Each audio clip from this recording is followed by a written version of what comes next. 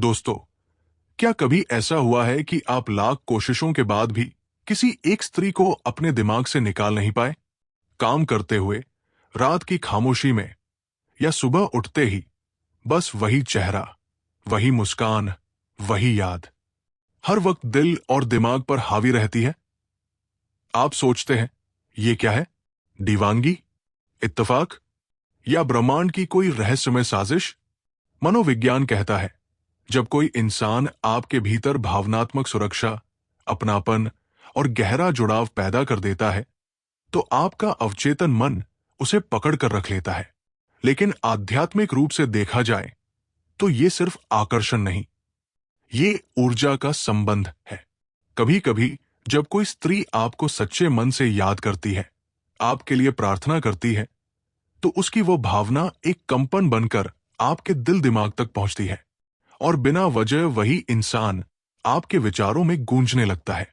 मगर सवाल ये नहीं कि वो तुम्हें याद क्यों आती है। असली सवाल है, क्या ये प्रेम है या आसक्ति? क्योंकि फर्क बहुत पतला है। प्रेम तुम्हें शांत और संतुलित बनाता है, जबकि आसक्ति तुम्हें तोड़ देती है। कभी कभी ईश्वर किसी को इसलिए हमारे मन में नहीं बसाते कि वो हमसे मिले, बल्कि इसलिए कि हम खुद को उसके जरिए पहचानें, समझें और बदलें। तो अगली बार जब वही चेहरा बार बार आंखों के सामने आए, थोड़ा रुकिए, गहराई से सोचिए, क्या ये ब्रह्मांड उसे वापस भेज रहा है या ईश्वर आपको छोड़ने की कला सिखा रहे हैं? तो आइए उतरते हैं इस गहराई में। आप जिसके बारे में बार बार सोचते हैं, क्या वो भी तुम्हारे बारे में सोच रही होती है? रिवेंज स्टोरी टीवी की एक और पेशकश में आपका स्वागत है। तो चलिए शुरू करते हैं। दोस्तों, जब आपका दिमाग बार बार सिर्फ एक ही स्त्री के ख्यालों में डूबा रहता है, तो ये इत्तेफाक नहीं, बल्कि आपके मन, आपकी भावनाओं और कई बार उस स्त्री की ऊर्जा से जुड़ा गहरा संकेत होता है। मनोविज्ञान कहता है कि जिस इंसान से आप भावनात्मक सुरक्षा, अपनापन या गहरा आकर्षण महसूस करते हैं, आपका अवचेतन मन उसी को पकड़ कर रखता है। इसलिए काम के बीच, रात की तन्हाई में या सुबह उठते ही सबसे पहले वही चेहरा सामने आ जाता है। आध्यात्मिक दृष्टि से देखा जाए तो जब कोई स्त्री आपको सच्चे प्रेम से याद करती है, आपके लिए तड़पती है या ईश्वर के सामने आपका नाम लेकर प्रार्थना करती है, तो उसकी वह प्रार्थना सूक्ष्म ऊर्जा बनकर आपके दिल दिमाग तक पहुंचती है और आपको बिना वजह उसी की याद आने लगती है। अब सवाल यह आता है कि क्या इसका मतलब यह है कि वो स्त्री जरूर आपको मिलेगी? इसका उत्तर एक ही लाइन में नहीं दिया जा सकता, क्योंकि मिलने या न मिलने पर कई बातें मिलकर असर डालती है। अगर आप दोनों के बीच इज्जत, सच्चाई, भरोसा और समय की अनुकूलता है, पारिवारिक और व्यावहारिक परिस्थितियां साथ दे रही है और दोनों एक दूसरे के लिए प्रयास करने को तैयार है, तो बहुत संभावना है कि ये लगातार याद आना इस बात का संकेत हो कि ये रिश्ता आगे बढ़ सकता है और वो स्त्री किसी न किसी रूप में आपकी जिंदगी में आएगी या वापस लौटेगी।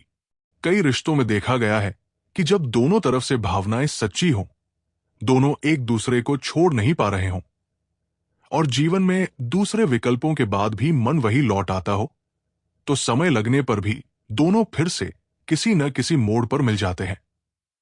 चाहे दोस्त के रूप में, पार्टनर के रूप में या जीवन भर की संगत के रूप में।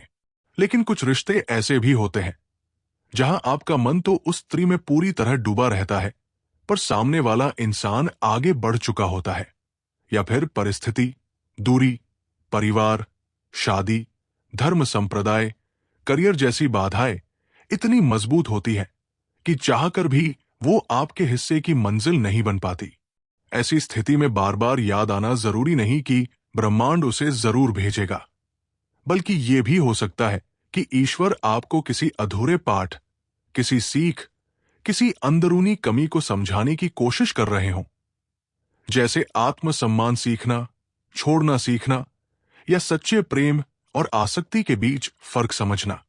कृष्ण वाणी जैसी शिक्षाओं में साफ कहा गया है कि जो रिश्ता आपको ईश्वर से, स्वयं से और आपके कर्तव्यों से दूर कर दे, वो चाहे कितना भी मीठा क्यों न लगे, उसमें अधिक पकड़ बनाकर रखना अंत में दुख ही देता है। इसलिए हर याद को भाग्य का आदेश नहीं, कभी भी मन की आदत भी मानकर परखना जरूरी है। अगर आप जानना चाहते हैं कि वो स्त्री वास्तव में आपकी जिंदगी में लौटने या मिलने वाली है या नहीं, तो केवल मन में उठती लहरों पर नहीं, कुछ ठोस संकेतों पर ध्यान दें। क्या वह आपकी ओर से संपर्क बनाने की कोशिश कर रही है? मैसेज, कॉल, सोशल मीडिया या किसी तीसरे व्यक्ति के जरिए? क्या वो आपके बारे में पूछती है, आपके दुख सुख में दिलचस्पी लेती है, आपके फैसलों पर अपना हक जताती है या कम से कम भावनात्मक रूप से मौजूद रहने की कोशिश करती है? अगर इन सवालों के जवाब हाथ में है, तो यह संकेत है कि यादें केवल आपके दिमाग में कैद नहीं है, बल्कि उसके दिल में भी हलचल है और सही समय पर आप दोनों का मिलना संभव हो सकता है। लेकिन अगर महीनों सालों से वो न तो कोई प्रयास कर रही है, न आपकी कद्र कर रही है, न आपके दुख सुख में साथ है, फिर भी आप ही टूट टूट कर उसे पकड़े हुए हैं, तो ये ज्यादा संभावना है कि ये रिश्ता सिर्फ आपकी तरफ से चल रहा है और ईश्वर आपको आगे बढ़ने का इशारा दे रहे हैं, भले ही आपका दिमाग अभी उसे छोड़ने के लिए तैयार ना हो। इसलिए जब आपका मन एक ही स्त्री के ख्यालों में डूब जाए, तो सिर्फ ये मत सोचिए कि वो मुझे जरूर मिलेगी, बल्कि एक गहरी ईमानदार बातचीत खुद से कीजिए और खुद से पूछिए, क्या ये प्यार मुझे भीतर से शांत, सशक्त और संतुलित बना रहा है या मुझे तोड़ रहा है, मेरी सेल्फ रिस्पेक्ट और मेरे कर्म पद से भटका रहा है? अगर ये प्रेम है तो धैर्य रखिए, खुद को बेहतर बनाइए, प्रार्थना कीजिए और सम्मान के साथ कदम बढ़ाइए। जो सच में आपका है वो सही समय पर सामने आएगा। और अगर ये सिर्फ आसक्ति है तो कृष्ण का नाम लेकर अपनी ऊर्जा को साधना, परिवार, काम और आत्म विकास में लगाइए, क्योंकि कई बार ईश्वर किसी को हमारे दिल दिमाग में इसलिए नहीं बसाते कि वो हमें मिले, बल्कि इसलिए बसाते हैं ताकि हम प्रेम के जरिए खुद को पहचान सकें, बदल सकें और मजबूत बन सकें। वीडियो अंत तक देखने के लिए धन्यवाद।